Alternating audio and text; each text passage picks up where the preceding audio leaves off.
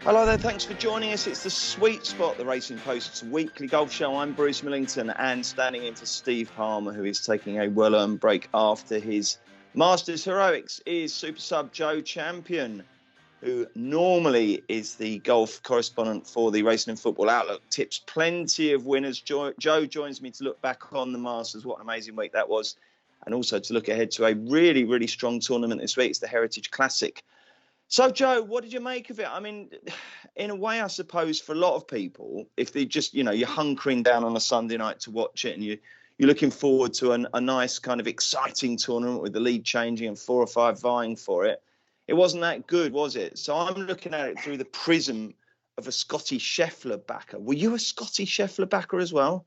Unfortunately, I wasn't. I mean, I really should have followed Steve in when someone's won 3 of his last 5 tournaments. It's a great sort of pointer towards the future, and what a player he's turning out to be, Scottie Scheffler. As you say, yeah, it wasn't the most exciting conclusion, but we did have a bit of drama on the front 9. He obviously holed that chip in. I don't know about you. I was one who tuned in to watch you on the Sweet Spot, Bruce, with Steve. His reaction when Scottie Scheffler holed that chip on the 7th was magnificent. I'm sure that's how many of our viewers felt. I'm sure they followed Steve in. Yeah, really was a great performance from Scheffler, though. He is going places.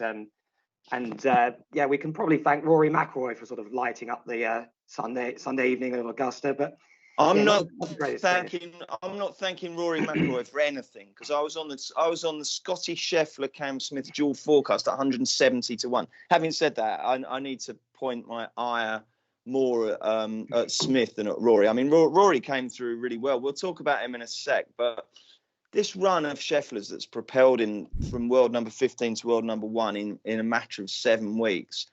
The question is, where does it end, Joe? I mean, I suppose you could flippantly argue that it ended on the 72nd green when he 3-putted from about 4 feet. But, I mean, seriously, the guy's just got no flaws in his game, has he?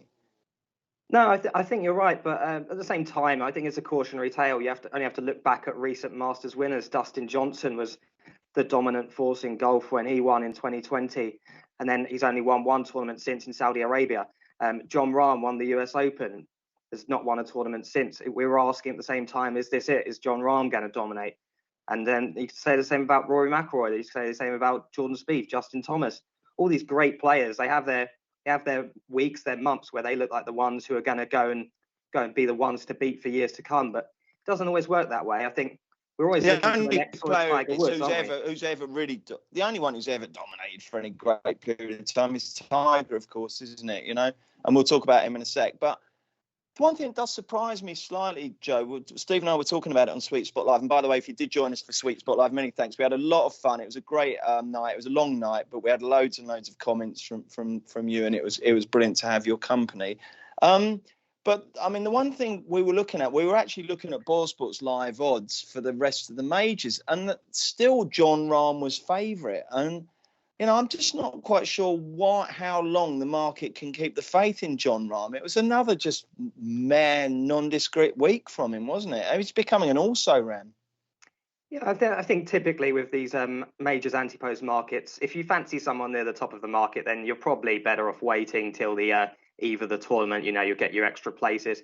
Obviously, the likes of Scheffler and Smith, if you fancied them a couple of months ago, they were much bigger prices. But even Scheffler, I mean, unless he goes on and continues to win every tournament he plays, then he's not going to get much shorter than he is now. He's sort of around 12 to 1 to win the US. Yeah, but he surely should be favourite for everything now. I mean, he's just better. He's better. He's consistent. There's no course that's not going to suit him. I mean, you're right. At some point, I guess this purple patch is going to end. But he's so good. It's been extraordinary, hasn't it?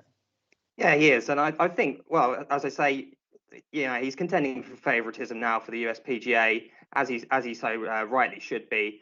And we'll get to the eve of the tournament, and suddenly you might get sort of 16 to 1 about Jon Rahm if he's still in this run of form he's in at the moment. We'll see. Going back to Rory, someone pointed out on the Sweet Spot Live that Rory is blighted by poor first rounds in majors. He's way over par for his last, I can't remember however many it was, but someone had done their research. It's very interesting.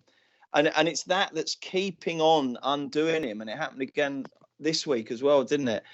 It's easier to play good golf when the pressure's off, isn't it, Joe? Certainly is, but Rory McIlroy does it better than anyone. Perhaps his best is better than everyone else's, maybe. But yeah, it wasn't a disastrous start. We've seen him come out and shoot 77 or something to open at Augusta before. It was 1 over in difficult conditions. It wasn't disastrous, but when you're giving, the leader 10 shots going into the weekend, he outplayed the rest of the field by 6 shots over Saturday and Sunday, Rory. But as you say, it's all too little, too late, and we've seen this before with him. I mean, will he get another major on his CV? I think he's probably too good not to, but he will, won't he? It's been eight years or so. So yeah, I imagine so. No, that was good. Cam Smith, very unlike him to blow up like that on the back nine. I mean, that triple bogey at 12 did for him, didn't it? Who else did we have? A few others sort of came and went, didn't they? And I guess we should really just talk about Tiger. I mean, it was an astonishing performance. I must admit, I was the idiot who backed him to miss the cut. And he made the cut. It was 1 under on Thursday. And the weekend rounds weren't disastrous. Well, I think 76, 77 took him down the leaderboard. But considering he could barely walk, it was an astonishing performance, wasn't it? Yeah, I think that Thursday afternoon round was just fantastic to watch. I mean, it did have people starting to dream and think, what if? Could he do it? I mean, I was very much in the same camp as you, Bruce, that I thought it'd be a monumental achievement for him to make the weekend, really. So, yeah, fair play to Tiger. I mean, to do what he's done and be what he's been through, and to come back and make the cut in the Masters on your first tournament for a very long time is really a fantastic achievement. And we're all looking forward to seeing him at St Andrews now, which he's obviously targeting. That's fantastic, isn't it? He's committed to that, and I must admit, I'm actually even tempted to go as a fan and just watch him, because I just think it would be amazing. But you can imagine what the crowds are going to be like around him. It will actually be quite serious. It would be quite a challenge for the St Andrews stewards to just keep that down, because it's going to be Tiger mania. It's going to be absolutely astonishing. Anyone else caught your eye for good or bad reasons? I mean, one thing I would say is that Zalatoris, obviously second in a recent Masters, he got himself up to -3 and still can't really putt. So if he needs a putting lesson or two, doesn't he? DJ was in contention and fell away. Rahm never really got into it. Thomas, dreadful start, came back, but again, still can't putt. Morikawa on the fringes. The one thing I would say, Joe, is that these bookmakers offering, a lot of places were absolutely filled in, weren't they? Because the front 9 were all short ones. Now, as it happens, Boyle Sports, who went 11, were quite lucky, because I think the 2 players who finished shared 11th were Champ and Schwartzel, who are any price you like. And behind, Johnson just came out of it. But there was a lot of players contend or got into the frame. None of them really contended. Was there anyone else who you thought, he's interesting now? Yeah, you've mentioned Zalatoris. He was one of the best putters in the field last week. So, I do agree that I think we need to see him win somewhere else before I go and start piling into him at relatively short prices for major championships. But, he's a fantastic tee to green player, and he probably will win a major at some point in his career. I know Steve's obviously very keen on him. Yeah, he does need to improve his putting on a week-to-week basis, but that certainly wasn't what held him back last week. And same goes for Justin Thomas, really. Both been terrible putters all year, and neither really had the long game up to their usual standards. If they putted a bit better, they might have been in contention. Okay, I think that's it. We're done and dusted for the Masters, aren't we, Joe? Anything else to add? No, I think that's it, yeah. Okay, it was a great week, wasn't it? Absolutely brilliant. Scheffler was a we winner. Should talk about the course, Bruce. What did you think of the change to the 15th? 15th, yeah, disappointing, wasn't it? Because it took the risk out of it, didn't it? Yeah. It was a lot of layups. That normally that 13, 14 or 13 and 15 are where people can really make a move, but they've turned it into just a nice par 5. But it used to be the real crossroads, didn't it, for players? They could still rack up a score if they went for it. But when you've got some of the biggest hitters in the game laying up, then yeah, they've done for that. That wasn't good, was it? No, I think they should seriously think about bringing the tees up again next year, because it did take a lot of the risk reward out of it, and I think that is a great thing about that 15th, as you mentioned. So yeah, disappointing that, but other than that, it's a great golf course, isn't it? So. Beautiful, absolutely beautiful. It was stunning to see people back again. The one thing I would say is that on the Saturday it was so miserable, wasn't it? It was grey and windy and horrible. So it was lovely to see Sunday, sunny, warm conditions, packed crowds, Tiger in red. Yeah, always good with the world. It remains the best tournament, doesn't it? Yeah. Okay, Joe, let's move on to this week. We've just got the one tournament that's still in hibernation in Europe, but it's a very, very good one. It is the RBC Heritage Classic. And I'll spin through Ball Sports odds. Ball Sports offer 10 places if you bet in each way. So plenty of incentive to get involved. And when I go through the field, you'll realise it's a very, very good tournament. Justin Thomas, 11-1 favourite. Cam Smith, 12. Colin Morikawa, 12. DJ is 14, along with Patrick Cantlay. And then you've got 18, Matt Fitzpatrick. 18, Shane Lowry. 20, Corey Connors. 25, Sun Jae Im and Daniel Berger, along with Webb Simpson and Joaquin Niemann. And it's 28 bars. So, Joe, a lot of the big names have decided not to skip this week. They're going to chase this big prize up the coast. We're in South Carolina, I think, aren't we? It's a beautiful part of the world, and it's a great course. Tell us a little bit about the course. Yeah, so it's Harbour Town Golf Links on Hilton Head Island, South Carolina, as you mentioned. It's sort of chalk and cheese with Augusta National, though. This is a short course. It's 7,120 yard par 71, designed by Pete Dye, a sweet spot. Listeners and viewers will be familiar with Pete Dye, the man behind TPC Sawgrass and PJ West, where they host the American Express, and Austin Country Club, where the match play was a few weeks ago. It's a tight, fiddly track, tight fairways, small greens, and the list of winners over the last decade, the likes of Graham McDowell, Matt Kuchar, Jim Furyk, Webb Simpson, Stuart Sink's won this 3 times. Big hitters are not typically the ones that thrive here. It's those short, accurate players who can get the ball on those small greens and also scramble with their sharp short game skills. Excellent. Stuart Sink had a hole-in-one at Augusta, didn't he? Is he in the field this week? I'm just having a little spin round. 80-1 with Ball Sports, yeah. Stuart Sink. How many selections? 5 this week. On Stuart Sink, I like that Tiger Woods referred to him as Kitchen as well. That was Kitchen had a hole-in-one on the 16th. Is that his nickname? Is it Kitchen? Apparently with Tiger, anyway. Oh, fair enough. Yeah. No, I mean, it's not particularly clever, is it? But I suppose, yeah, it makes sense, doesn't it? It's gettable. Right then, who's the headline? So the headliner went really well last week, and I deliberately didn't mention him in our sort of Masters wrap because I wanted to talk about him now.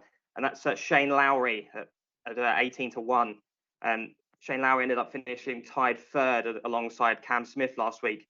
And I think Scottie Scheffler's victory taught us not to ignore the men in form. And Shane Lowry very much on one of the most consistent runs of his career, possibly the most consistent run of his career. He's got a promising Harbour Town record. He finished 3rd there in 2019. We had a big chance of winning going into the final day. Didn't shoot a great score. And then he finished 9th last season. The thing I really like about Shane Lowry is that in 2019, he arrived having missed the cut in his last 3 stroke play events. And in 2021, he recorded just 1 top 20 finish in 8 starts prior to the Heritage. That's completely the opposite this year. He's had 7 stroke play starts in 2022, and he's recorded 6 finishes of 14th or better, including when he was an unlucky runner-up at the Honda Classic a few weeks ago behind Sepp Straka, and most recently, obviously, 3rd at Augusta. He wasn't particularly good with his approach play last week at Augusta. That's the only sort of black mark against his name.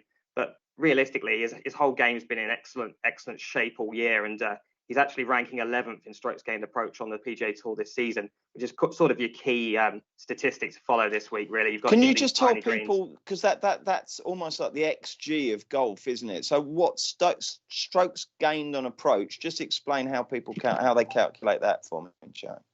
So it's effectively sort of proximity to the hole. So, you know, if you're hitting your second shot to the par 4s and you're getting it sort of an average of 15 to 20 feet to the hole, you'll be sort of on average, above average on the PGA Tour. Lowry very much above average, 11th of about 200 competitors on the PGA Tour this season. Cool. So that's the shot that gives you the chance of making the birdies, basically, isn't it? Exactly, yeah. Excellent. And he had an early mare, didn't he, on Sunday? I think he took triple bogey at one of the early par 3s, didn't he? And he did well to recover from that, really. And without that, he probably would have finished 2nd, wouldn't he? Yeah, I mean, he would have had a job to do to catch Rory. He ended up finishing a few shots behind him. But, he obviously made that shuddering mistake on the 4th, but played the last 14 holes he made 6 birdies in the last 14 holes to get back into the top 3, which is a really good effort from a player who has just been playing really well. And I do think his time may not be far away, hopefully this week.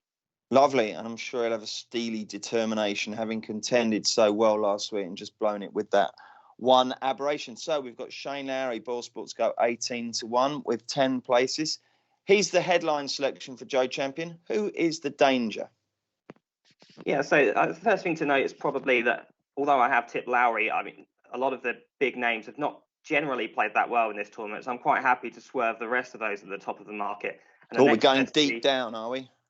Yeah, not too deep down, but deeper down than your sort of Dustin Johnsons and Morikawas. The next one's Russell Henley, who's consistently been one of the best iron players on the PGA Tour over the last few seasons. He actually leads the way in that priorly mentioned strokes gained approach this season, having been sixth on the list in 2021.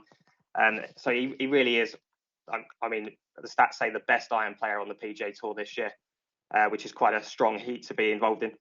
He's got a mixed heritage record, but that partly chimes with a career where he's been on and off throughout. You know, he was sixth in 2013 though, and he was ninth last season. So he clearly does handle this track, and it is well suited to his game. And this year he's been really encouraging. He was runner-up at the Sony Open. You might remember when Hideki Matsuyama charged him down. I mean, Henley, you know, it's a scoreable course, YLI. It's a very similar course to this actually, in that it's tight and tree-lined. Yeah, he didn't go out and shoot a great back nine, but Hideki Matsuyama charged him down. The two were miles clear of the rest. You know, it's a good performance. It's disappointing that he didn't get over the line, but he's since gone and finished 14th at PJ West, the aforementioned Pete Dye course, 13th in the Arnold Palmer International, and then 13th again at the Players' Championship at another TPC Sawgrass, another Dye course. Played the Masters last week for the first time since 2018. Finished tied 30th. I think that's a decent performance for a guy that hasn't been there for a few years. He's a Georgia man. He'd have been very nervous teeing it up in the Masters for the first time in 4 years. Closed with a 70 on Sunday, which should have him sort of spot on for this week. Lovely stuff. We've got Lowry, we've got Henley, and we've got... I don't want to open up any old wounds here, but the next bet's It's not Thomas Peters, is it? It's not. It's Siwoo Kim this week. Oh, okay. Yeah, so for those who don't know what I'm talking about, Siwoo Kim really should have won this tournament in 2018. He missed a lot of short putts before. Shush. I'm going to have to put my hands on my ears for this, because that was one of the most expensive rounds of golf ever. Go on. Yeah, relive the horrors. Yeah, he missed a load of short putts before inexplicably going down in the playoff against Satoshi Kodaira, again missing a short putt there to win the playoff. But this is a course that's a great fit for him, as he showed that year. He loves Pete Dye courses as well. He's a Players' Championship winner. He was a dominant winner of the 2017 Players. And his most recent PGA Tour victory came at PGA West in the 2021 Amex. Only 39th for the Masters. I did expect him to go a bit better at Augusta, but he gained strokes on the field with his approaches, which sort of been holding him back this season, his approach play. I always think of Siwoo Kim as a good iron player, but the fact that he gained strokes on the field at Augusta probably is a good sign as he returns to one of his favourite courses on tour. He's been consistent this year without contending. He hasn't missed a cut since autumn. So this could be the right time to support Siwoo Kim. Lovely stuff. Who's your fourth tip, Joe? So my fourth tip is someone I always love on these short fiddly tracks, and that's Kevin Kisner. I think Kevin Kisner, a winner at the Wyndham Championship. That might have been the last time I was on the sweet spot, I think. Won the Wyndham at Sedgefield Country Club, another short course where Webb Simpson goes off favourite at Sedgefield every year. Webb Simpson, of course, a former winner of this tournament, always goes well at the Heritage. They're very good correlating courses. And there's a lot to like about how Kisner's played this year, really. He's finished 8th at the Tournament of Champions on his 2022 debut. And then he was 3rd at the Sony Open, again at a tight YLI country club. And then 4th at the Players, which is obviously another big pointer for this week. He then went and finished runner-up to Scottie Scheffler in the WGC match play. I mean, if you want a good bit of runner-up form, that's probably about as good as it gets at the moment, doesn't it? And yeah, it's been frank spectacular, that. And that was another Pete Dye design, of course, the Austin Country Club. It's down the field at the Masters last week, but I'm not bothered about that at all. Kevin Kisner in the past has come out, and fair play to him, has said there are some courses where I just can't contend, and Augusta's one of them. He made the cut. He sort of finished in the 40th or something. Harbour Town, a much more suitable venue for an accurate guy like Kisner, who was runner-up here in 2015 and 7th in 2018 as well. Okay, and finally. Okay, so the last one, I'm going to take a flyer at a massive price. A couple of good stories this week, not least the return of Morgan Hoffman. He's not the tip, but... Oh, wow, you're joking. He's back. Yeah, did you read that story about Morgan Hoffman recently? Oh my God! I tell you what, I can't remember where it is. I think it's Golf Digest. It's Golf Digest. I'll try and find a link and put it in the comments underneath. You must read this story. It is one of the most incredible, never mind golf stories, sports stories you will ever read. Just summarise for us the Morgan Hoffman story, would you, Joe? So Morgan Hoffman, very promising player a few years back. I think he finished runner-up in an event. Can't remember where off the top of my head, but yeah, he was diagnosed with muscular dystrophy around sort of 2018, 2019.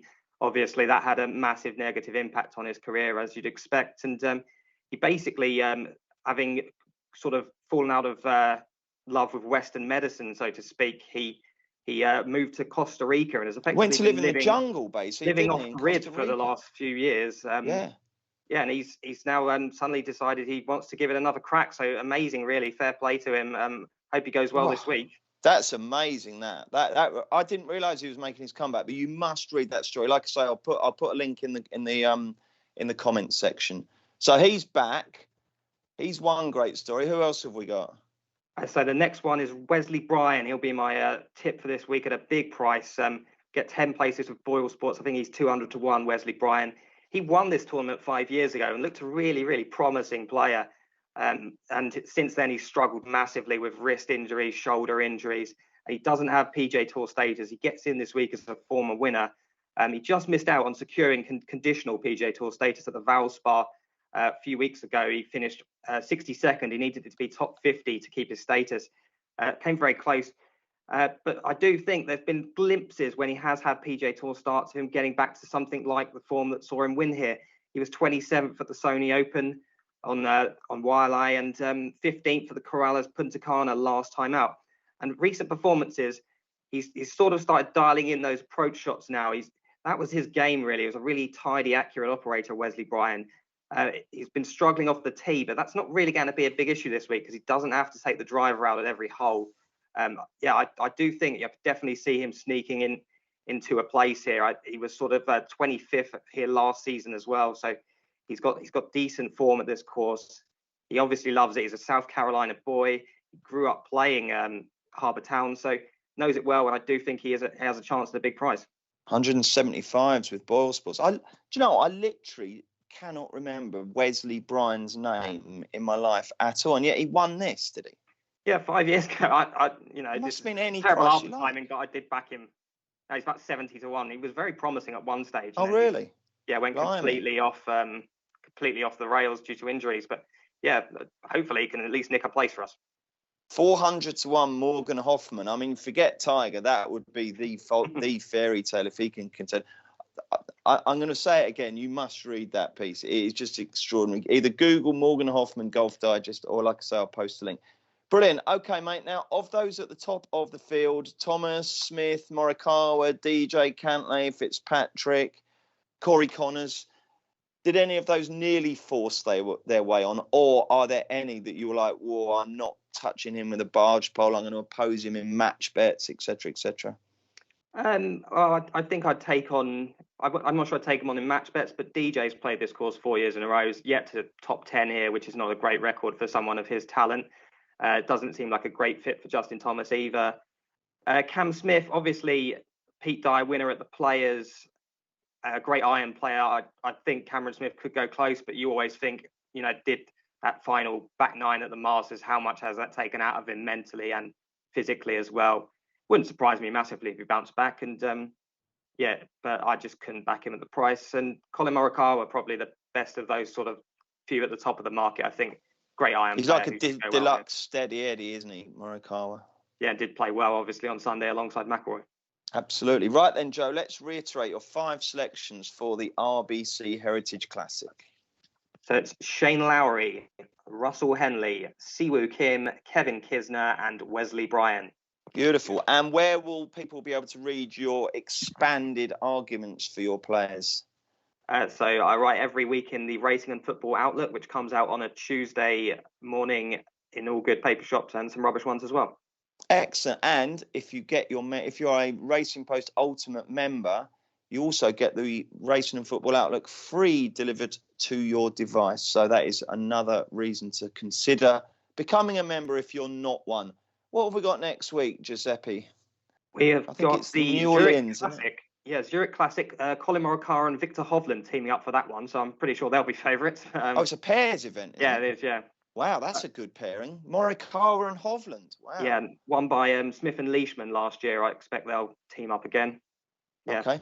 And there's a European event. We're in Spain.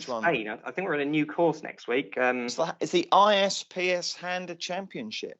Yes, this is in, I want to say, well, the coast of Spain somewhere. But the coast of Spain, that's specific. Off the top of my head, yeah. I'm sure by next week, Steve Palmer will have located exactly where it is. He will be back. In the meantime, thank you very much indeed, Joe. Don't forget to check him out on the RFO. Ian Wilkerson will be putting up his fancies in the Racing Post. And we are back next week for another sweet spot. Bet safely and hopefully successfully.